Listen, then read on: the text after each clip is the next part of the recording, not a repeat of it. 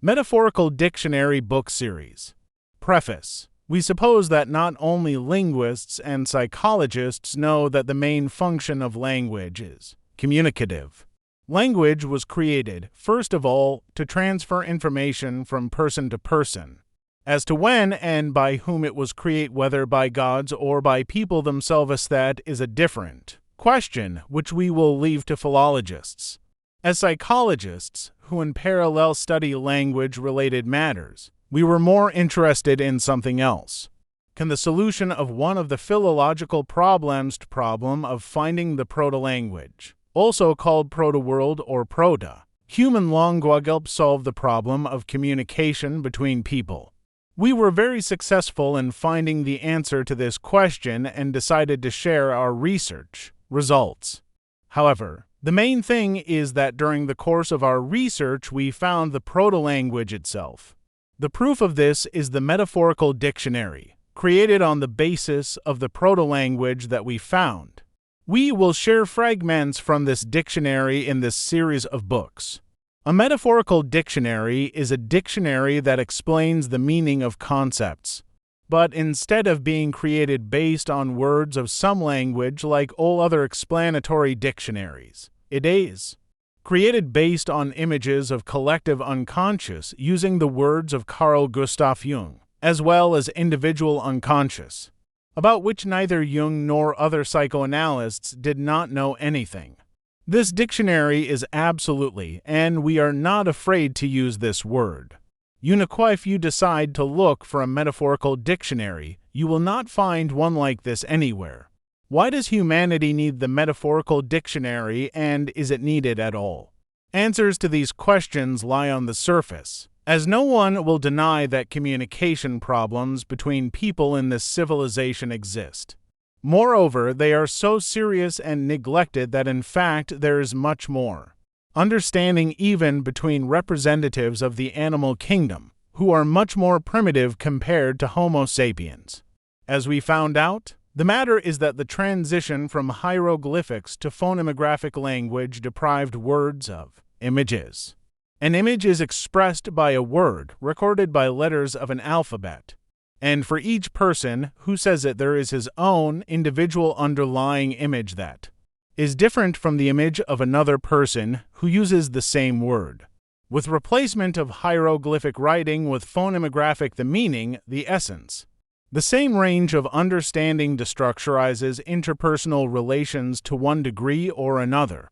Our metaphorical dictionary easily solves any communication problems, or rather it eliminates them altogether, since this dictionary is not just a collection of words and their meanings. Behind every concept under consideration is an image, a picture. As it is known, a picture helps understand the meaning of words. It is not for nothing that children around the world learn their native language from books with pictures.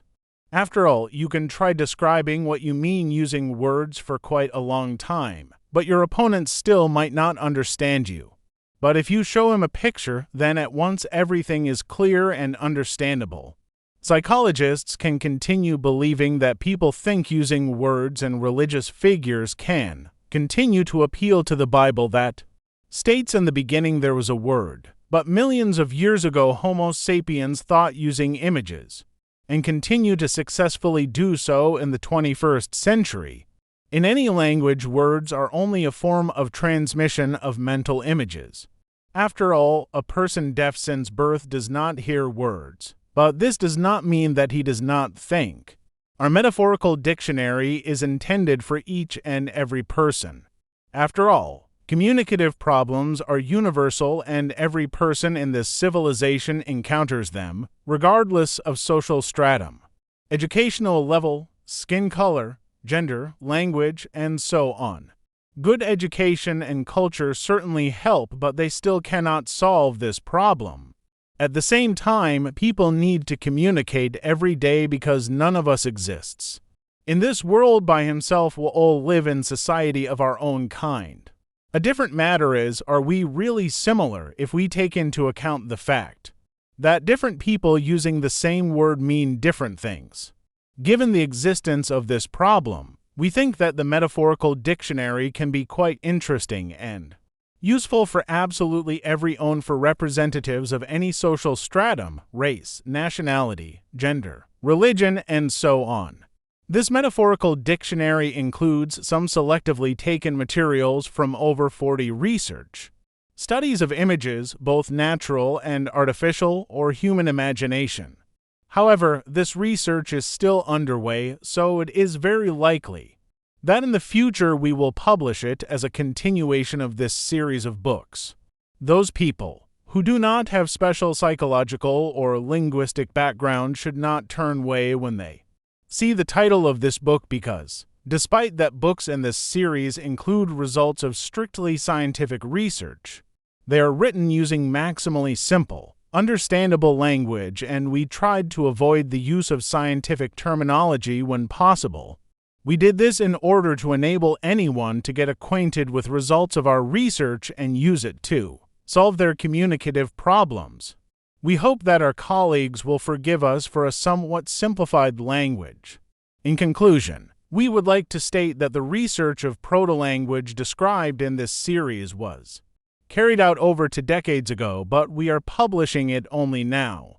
Although, probably, this is for the better because over the years not only we ourselves and colleagues at our laboratory, but also our numerous clients had enough time to make sure that recipes provided by the proto-language that we found really work. And now we are proposing that you, dear reader, confirm this for yourself.